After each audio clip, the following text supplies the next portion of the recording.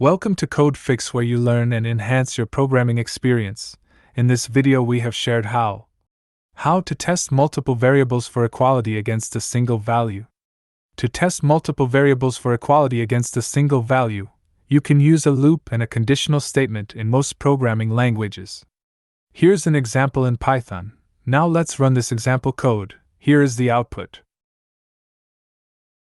In this example, we first define the value we want to test against, value equals 5, and then create three variables, variable 1, variable 2, and variable 3, with different values.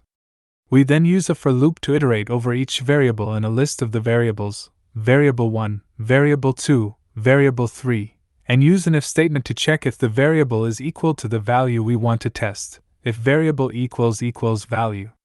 If the variable is equal to the value, we print a message saying so. Otherwise, we print a message saying that the variable is not equal to the value. This same approach can be used in other programming languages as well, with slight variations depending on the syntax of the language. Hopefully this video helps you to sort out the issue you are facing. If you still face problem or need further help, just write in comments. I will reply you as soon as possible. Before you go, if you like this video, you can subscribe for this channel for future videos which can help and assist you further.